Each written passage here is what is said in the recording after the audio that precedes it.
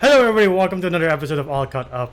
Sorry we're late for these two episodes of Mando, but yeah, I'm Enzo, this is my forever co-host John, and I would say these two episodes at least something happens. Yeah, going back to it, but like, finally something happened. Yeah. I was like, there we go. Okay, like when they started introducing, God, what was it? Grief Karga and not introducing, but like we're back with Grief Karga and the space pirates that we saw in the first episode. I was like, okay, there's a little bit more action now. I think with these two episodes, it's safe to say that we finally get that Bo-Katan is the main character of the season. Yes, I agree. Yeah. Like, it is her story now. I'm like, all right, I don't mind. It's fine. And the action has picked up, like when they rescue Navarro from the pirates, the Mandalorians gathering to kick ass. You're like, hell yeah. Oh, but that shit's sick though, because you do see the Mandalorians kind of be like special ops. Yeah. Where I love it. Okay, as cool as a gunslinger Mandalorian is, when a Mandalorian has like a rifle on hand and then just looks like, you know, like special ops kind of soldiers. Yeah. And just taking care of fools, I'm like, that shit's cool. You also see the difference between like armor classes, like with Din Djarin's like pure Beskar, right? Yeah. Or like almost pure Beskar. Yeah. Those things just bounce off. While for the others, I don't know if it's just continuity error, but the others, when they get hit, they get knocked down. Yeah. Even the big Paz Vizsla, even though he is the tank of the group, he still is vulnerable to like the turrets. Yeah. Yeah. Oddly enough, though, I don't think I saw any Mandalorian get taken out. No. I do like the theme they're setting up of like the New Republic being like spread too thin, and they're like, oh well, this system isn't part of us, we don't need to worry about them. And the old guy's like, that's the problem, you think you don't have a problem, and then when it becomes a problem it'll be too late to react. And they're like, yeah. Speaking Sounds of the New like Republic, government. did you notice the Rebels character, Zeb, played by Steve Bloom? Yes, I Zeb. did. I saw him, I was like, they really are assembling the Rebels crew with Ahsoka, Sabine, Ezra, Zeb, and now with the latest trailer of Ahsoka with Thrawn. You're like, fuck. Yep.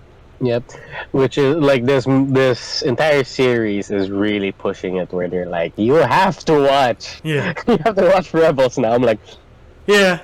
fine.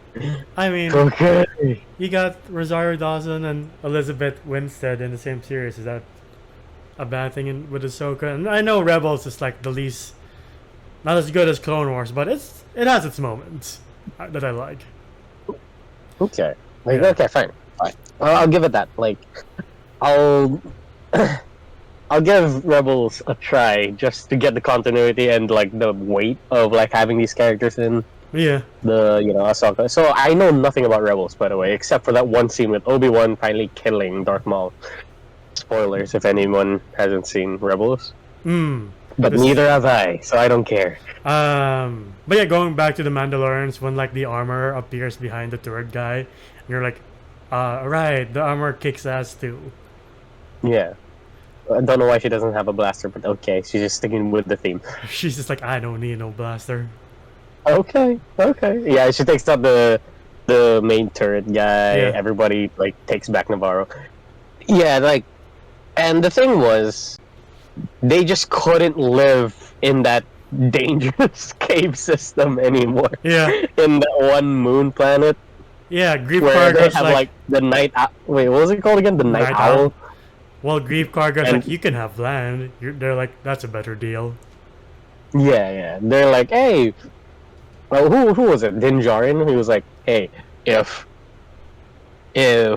we go to Navarro, help these people get their home back, there could be a place for us Yeah. as a trade-off, or like as a thank you. And I was like, why did you leave in the first place? Or like you could have at least scouted back and be like, oh, look at that, Navarro's fine. Yeah. But yeah, and then in that episode, the armor's like, Bo-Katan is the one to lead our people, to unite them, to take back Mandalore, and you're like, at that point, you're like, oh, I get it. It's Bo-Katan season now. I don't fucking mind. As long as the fucking wheel starts turning, because for the past what 4 episodes, we've just been like, come on, give us good content. Come on, like give us good story, which they weren't. And they're like, okay, and then they show us this episode. I'm like, okay, Yeah. why not? And then Go on. the next episode is like filled with cameos. You're like, Jack Black and Lizzo. That's Lizzo, right? Lizzo. yeah, Lizzo. Yeah. She did great. I loved Lizzo there. Yeah. I like Jack Black as a former Imperial too. You're like, you know what, that fits your vibe. And not Yeah. last but not least is Christopher Lloyd. You're like, oh shit. From Well, DeLorean to Mandalorian. Hey. hey. Wait, are we jumping into episode 5 or episode 6? Yeah. I Or mean, is that another video? nah, we're jumping in. We'll make this one big Oh, episode. okay. Okay. But yeah, Bo-Katan's on a mission to reunite the Mandalorians, and she's gonna meet up with that one Mandalorian they left behind to face Moff Gideon. Yeah, before they can get to Axel Wolf, and like Shastra Banks, they have to do Wait. such. Wait, is that his name? Yeah, Axis Wolf, something like that. Like his Star Wars name? Yeah, Lame. and then Shastra Banks is Costco Reeves, I think. But yeah, they had to do a side quest where the city has like repurposed battle droids, but they're going rogue. Okay, let's not sugarcoat it. It's pretty much Blade Runner. Yeah, The Blade Runner episode, and I love it. I was like, yes! Yeah, it's very good, very good. Very nice Mandalorian for doing a Blade Runner episode. yeah. Do you like Din doing bullying the super battle droids? Seem like bitch. I'm not all for specious Din Djarin, but I was like, hold on. I know you're trying to do your job, but wait, this is police brutality. Yeah, Where he's like starts kicking the droid, he like starts harassing them. Like, Din, I think you might be taking your racism a little too far here. yeah. Even Bo-Katan's like, can you please not? Yeah, just chill. Fuck. Yeah. And then they find out that it's the oil that Christopher Lloyd's character has ordered. And they're like, that's weird. It's usually the droids that order the oil for themselves. Why is he doing this? And they make the connection of like, oh, he's trying to make them bad again. Yeah, because he was a very like radical separatist. Yes, you heard me right. Separatist. Yeah. Old war. Yeah, and he's like, Count Dooku was a visionary. If only he wasn't stopped by the Jedi Enforcer and then Bo zapped him, but you know, he would have said Anakin Skywalker. Yeah. And I was like, ooh. I don't know. I just love it. Like, oh, we have a little bit of remnants from the Clone War. Yeah. Yeah. I mean, this entire episode is just a remnant of the Clone Wars, where we have the battle droids, where we have the clankers and everything. And oddly enough, I never seen those battle droids run that fast in the show before. Like, I never seen them like do a light jog. I'm like, I could have sworn they just march and shoot. Right? But yeah, that completes their side quest, and even Grogu gets knighted, and you're like, oh, he deserves it. I love the relationship between him and Lizzo.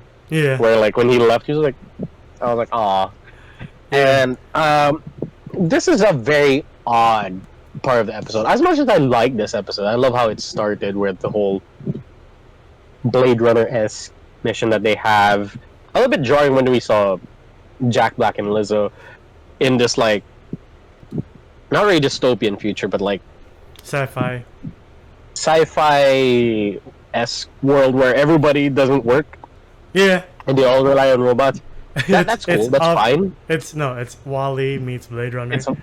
Yeah, it's just WALL-E. And then after that side quest, they meet up with the Mandalorians. I don't know. I keep thinking of them as Death Watch because they're all blue. Yeah, yeah. But yeah, so they meet up with the other Mandalorians that Bo-Katan used to be a leader of, but not anymore.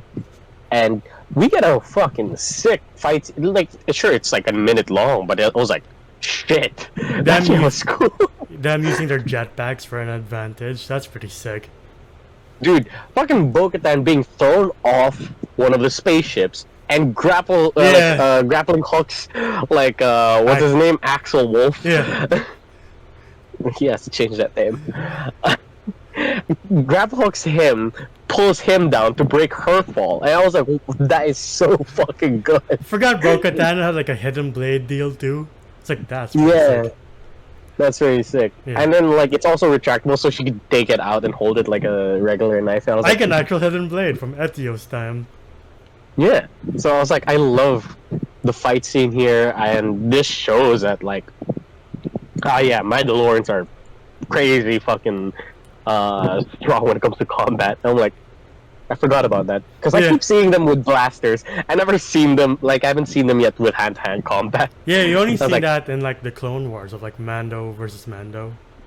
Yeah, so I was like, I love this. Yeah, I'm happy with this. And this is the odd part. Yeah, in my opinion. Yeah. I lost Din being like, I lost the Darksaber, and then Bo-Katan picked it up, defeated the droid who had the Darksaber, and you're like, oh, so I guess for a time, the droid was more powerful than he could ever imagine. Yeah, I'm sticking with the theory. What? Look, man, like, if Darth Maul can wield the Darksaber and become the leader of Mandalore, why not the droid? I guess, like, Darth Maul was like 50% off whatever his species was. Yeah. And this droid was like 90% off of whatever species he was. So I guess it still counts. It's reasonable. Okay, I'll agree with that. It's just that why didn't he mention it earlier? like at the spur of the moment, that's when he just had the idea. Right, I forgot. Like I lost the saber, and then she took it from the person I lost to, thus making her the actual wielder. It makes sense, but it's such a cop out, in my opinion. Like I'm like, it's a weird thing, but like if Din Djarin contemplated on that idea earlier on, I feel like it would have made more sense why he made that decision, and there would have been a bit more flow. But no, he just at the spur of the moment. Remember that one episode? I'm like, I guess, like Din Djarin just going like that. I'm trying to remember, did Darth Maul have the Darksaber when he was bested by Obi-Wan, and Obi-Wan's like, that's neat, that's black. Just did not become the leader of Mandalorians. Yeah. No, I'm trying to remember from Rebels how it went from Maul to Sabine to Moff Gideon. My memory's fading. We'll probably do like a mosh pit on Rebels sometime soon, so who knows. Yeah. But yeah, so it is a little bit jarring for me that Din just went, oh yeah, by the way, she kicked my this thing kicked my ass. She kicked that thing's ass, thus making her the rightful owner of the saber. Again, makes sense, but at the same time very jarring. Yeah. But yeah, I have nothing much else to add other than that. I guess Bo is leading the charge to reclaim Mandalore. Yeah, I agree. Yeah, and I don't mind it. Look, if Din Djarin can take the helm of Boba Fett, Bo-Katan can take the helm of Mandalorian. Yeah, so it's okay. It's a good trade-off, Yeah. But yeah, since I have nothing else to add, I guess it's the perfect place to end it. Like, I guess the last episode is just Bo leading her army, and then maybe crossing paths with Ahsoka for another crossover episode. Maybe. All I gotta say is that I'm happy where this show is going now. They showed us that there is a little bit of light at the end of this tunnel. because for the past few episodes, we've been kind of disappointed with what's been coming out. Yeah. Now we're seeing a bit more action and a little bit more of the end goal. Yeah. While the other few episodes were just filler, going from point A to point B. Now we have point A to point B and side quests because they have a goal. And that's what I wanted from the beginning. And I'm happy. Yeah. I guess this wraps up our episode for all caught up Mando episodes 4 and 5. So 5 and 6. 5 and 6.